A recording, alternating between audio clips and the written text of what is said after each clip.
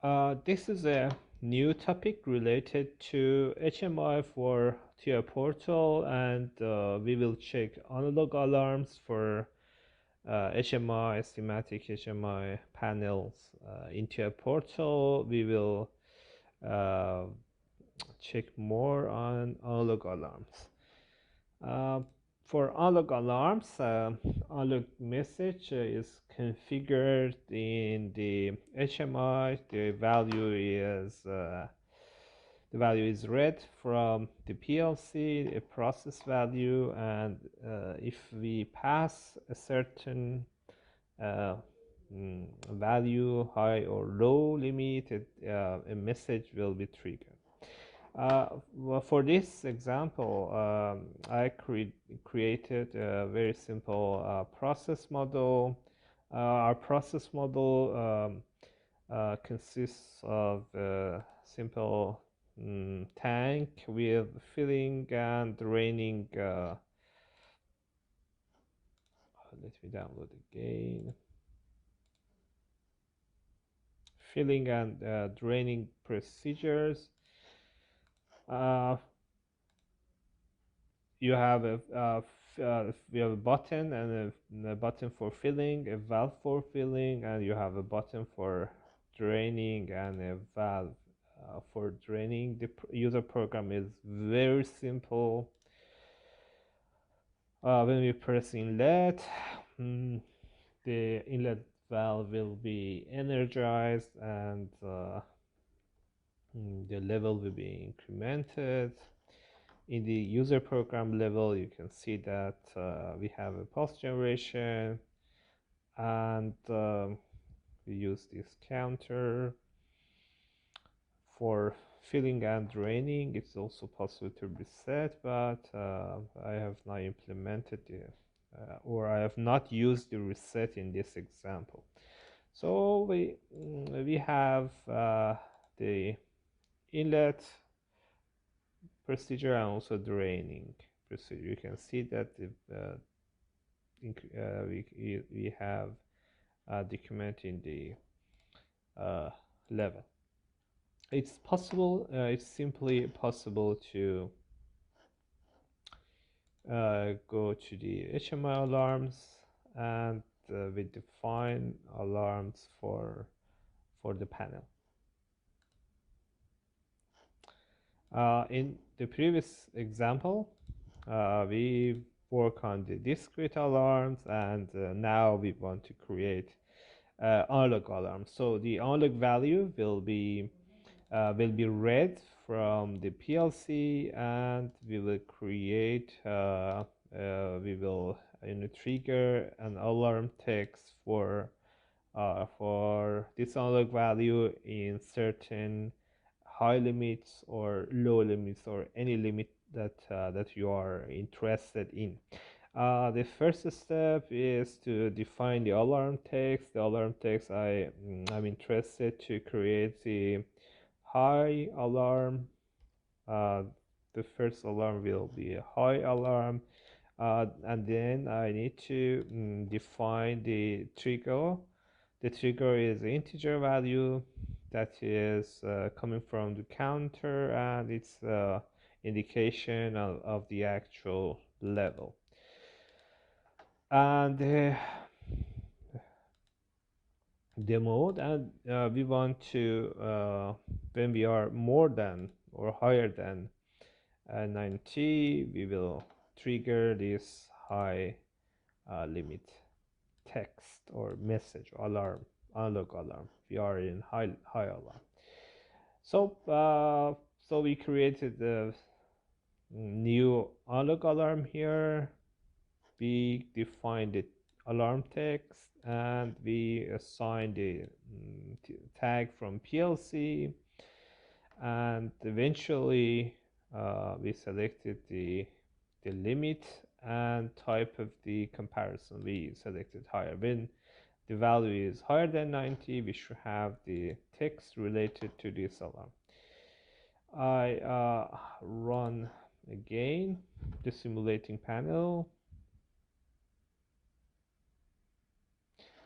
So we are in 50, we need to add to our level and to reach to 90 to have the alarm activated. 80. So we have this alarm here. The alarm is active, and it's possible for us to acknowledge the alarm here, but you can see that the alarm is acknowledged, but it's active.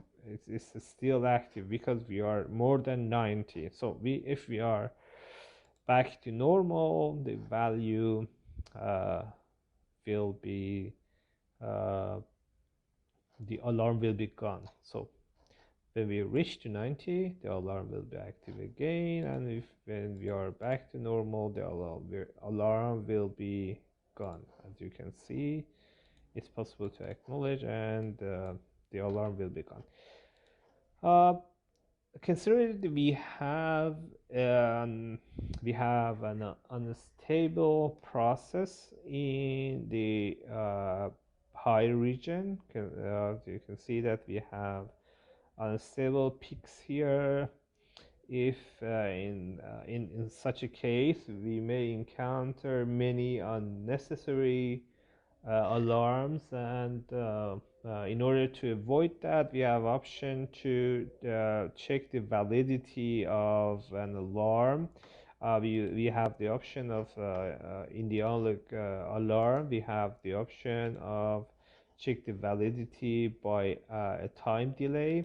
The time delay can be in milliseconds or second mode, and you can select a time for that. I select 5 seconds, and it means that we check the validity of signal. If the alarm is, if the process value is more than the alarm range, more than alarm range, and this high limit state is valid for a time value more than delay time, the alarm will be activated.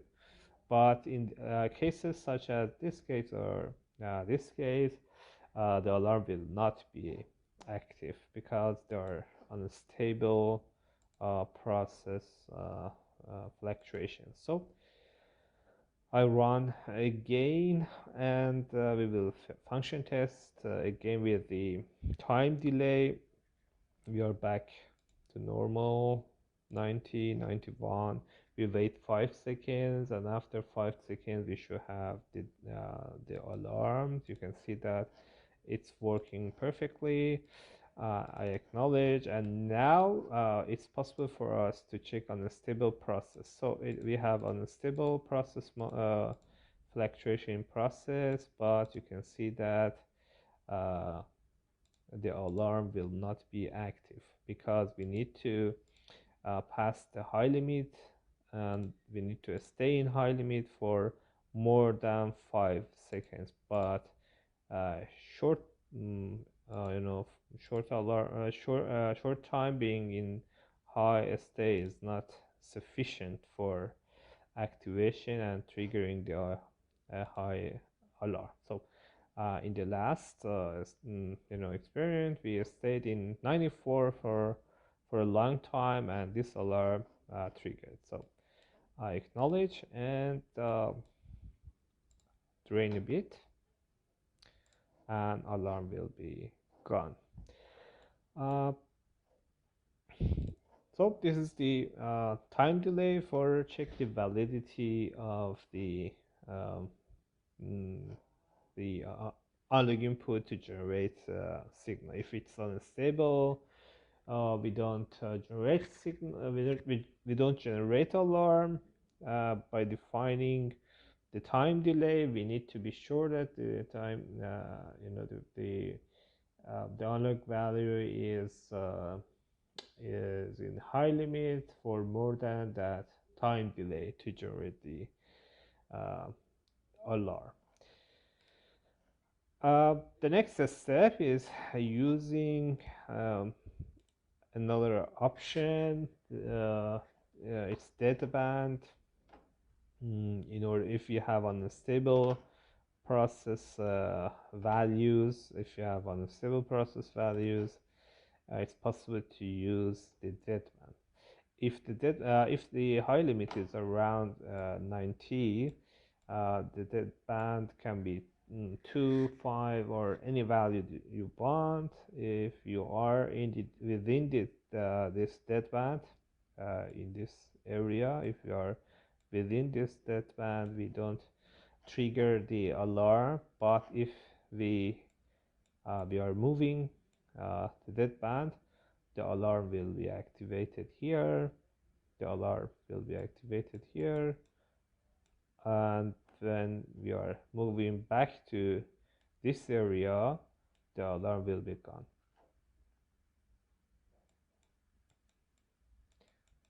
Here we trigger, here the alarm is gone.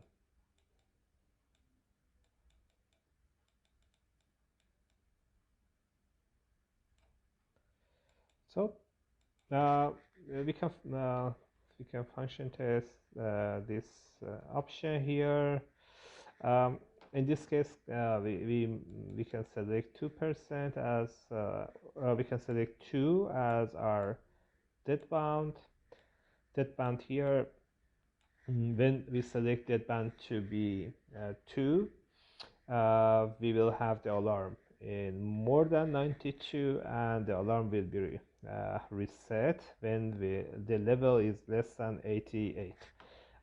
It's helpful for cases that you have unstable process dynamics. So the delay is 0. We will use the deadband. The deadband will be, you can select an incoming or outgoing, and the value will be 2. We don't select this in percent. I will test that in the next step.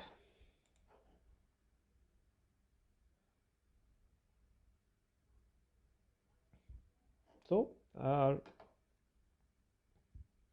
88, we expect to have the alarm when we are more than this limit, and when we are less than 88, the alarm should be gone. Still, you can see that it's 1 and it's active.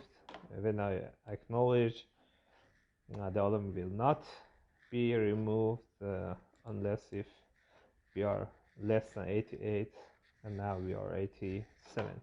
I can change it to this value to 5 to make it more clear for you.